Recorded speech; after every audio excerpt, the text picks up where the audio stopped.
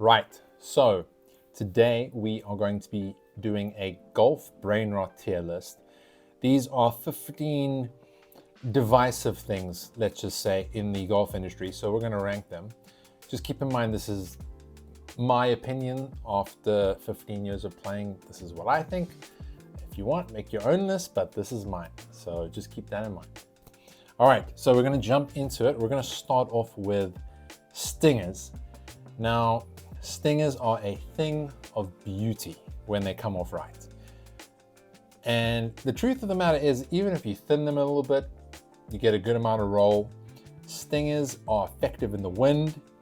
And I think overall, they're going to be an A tier shot. They're just actually genuinely effective. Now, do you need to hit a stinger all the time? No. And you can hit a normal flighted ball. It just looks a hell of a lot cooler when you hit it that low like Tiger. But yeah, A tier for that. Next up, we're going to go for driver off the deck.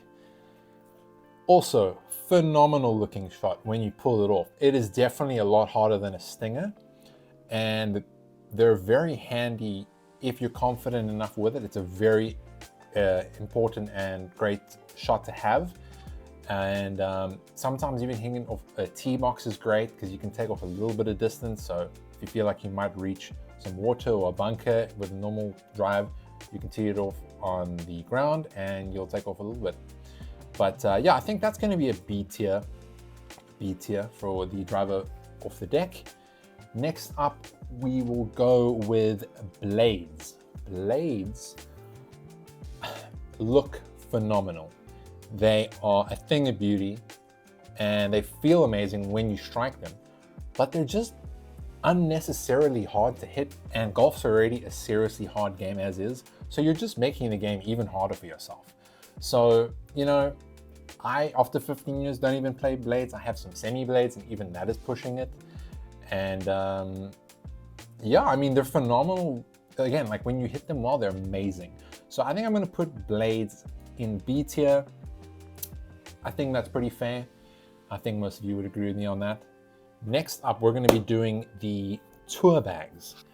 Tour bags, again, I think we've all gone through a phase where we just wanted a tour bag because they just look so beautiful and the clubs look so nice in them. And I don't know, I wanted a tour bag when I was younger, but practically make no sense. I mean, if you want to travel with these anywhere in the car, they're huge. They're so heavy. Unless you have a caddy with you all the time and you're basically a pro already, then maybe get one. But other than that, no one should have one of these, in my opinion. I just think they're just not worth it at all. But they look amazing. They look amazing. But yeah, tour bags I'm going to put in C tier. I think that's fair. Next up, we're going to be doing basically the opposite, the pencil bags. Pencil bags are beautiful. I've had 3. I recommend everyone should have one because when you want to go play 9 holes in the afternoon and you just want to chuck a few balls in and not have to like have your rain gear and stuff inside, they're fantastic. My only issue with them is most of them don't have the legs. Some of them have like small little legs. If they had like full ones like a stand bag, oh my goodness, instant S tier. But because they don't usually have stands and you have to lie them on the ground, sometimes your bag will get dirty or your clubs will get dirty. If you have like nice head covers, they'll get dirty as well sometimes maybe. So because of that, we're going to put them in A tier because they're just that nice to walk around with. They're so light. Next up, we're going to be doing rangefinders. Now, rangefinders, I think everyone should have a rangefinder. It is so vital to know and have an accurate information that tells you how far away you are from the hole. And these rangefinders give you the most accurate reading, and everyone should have one. You don't even need to have the slope reading. I don't have one that has the slope. And yeah, you just don't need it. I mean, you can work out the rest on your own. Also, the fantastic part about rangefinders over the GPS watches, if you want to know how far it is to a certain tree or bunker, well, there you go. Now you can know. I mean, yes, on some of the GPS watches you can maybe tap, but it's never going to be as accurate as a rangefinder. Rangefinder is the first and easy S tier. Like if there was a ranking above S tier, it would go there as well. All right, next up, we're reviewing the polo necks. I don't know. I've never been a big fan of these. Tiger Woods can pull it off because he's Tiger Woods, but generally speaking, I don't think it's the look. I mean, I've tried one before, and like I feel like I'm getting suffocated on the course. And you know, if I want, I can have my buttons and the collar. I can just undo another button, regulate my temperature better.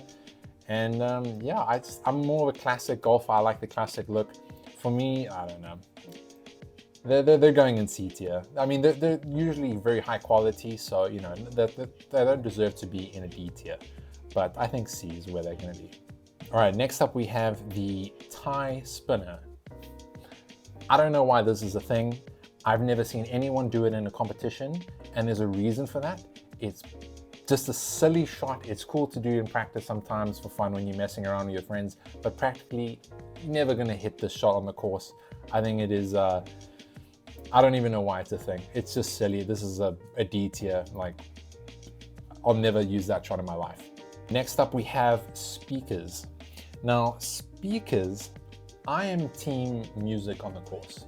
I like it when I have some music on the course. Obviously, when you're playing in terms of stuff, there's going to be no music. But when you're playing a social round with your friends, or it's even just you on the course, it's actually so nice. As long as you're being respectful to everyone else on the course, and they can't hear it on other holes. And you know, I mean, obviously everyone's club, some are more strict than others, but I feel like if your club allows it and you're not annoying anyone, fantastic. Easy A tier for me. But again, you have to be respectful. You don't want to be playing stuff too loud.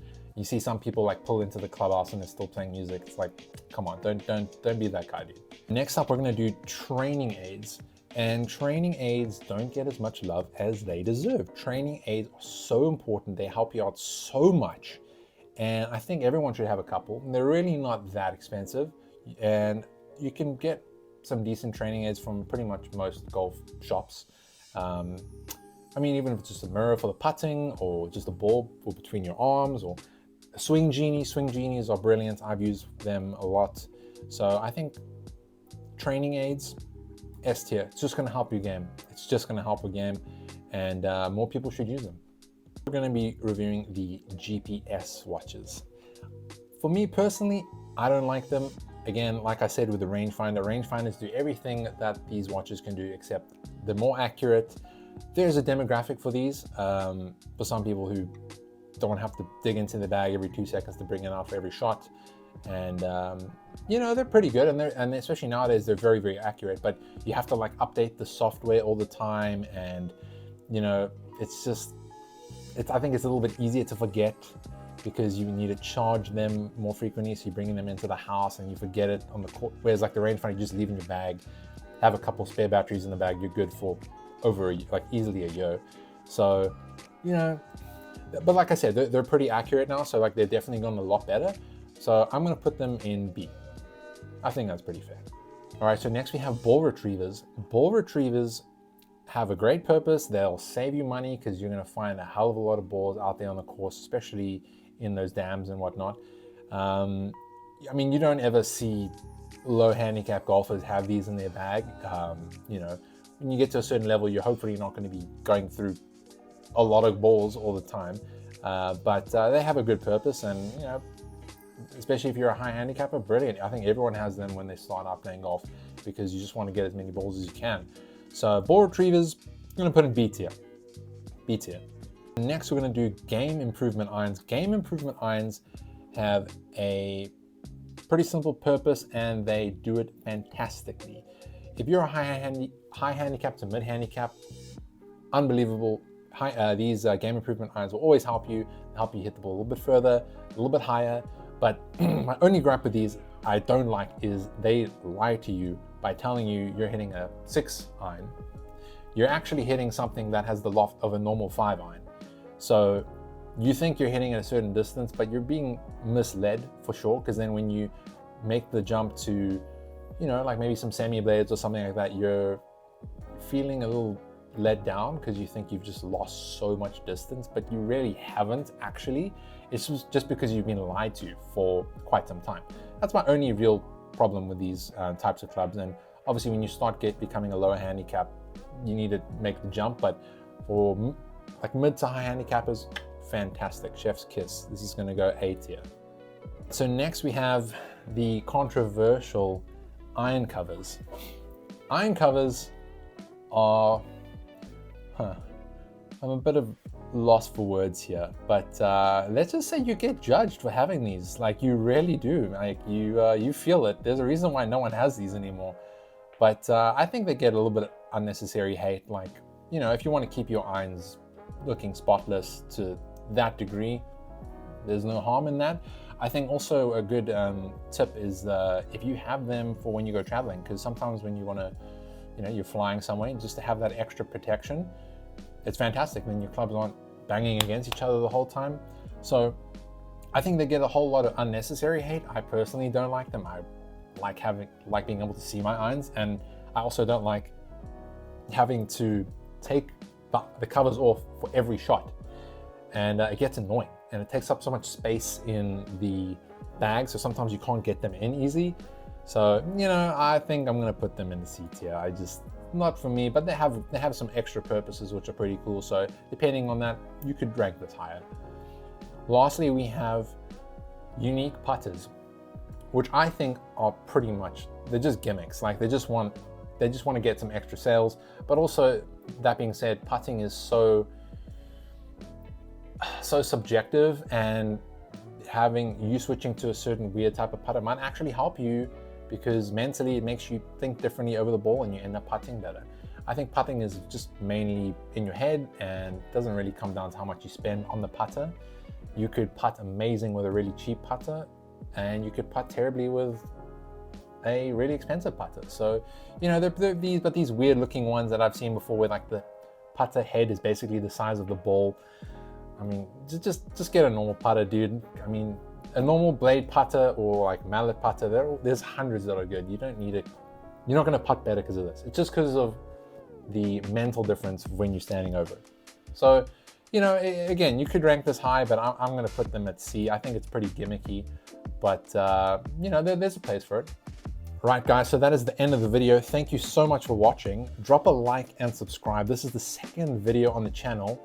I mainly post on-course vlogs, and I will continue to do that, but we are branching out. We're going to try to do lots of different things on the channel, all golf related. So if you like what you see, go check out my previous video, my first video, and hit like, hit subscribe. Also comment down below. Let me know what you guys think, what you want to see on the channel. What would you like me to do? What would you want me to cover?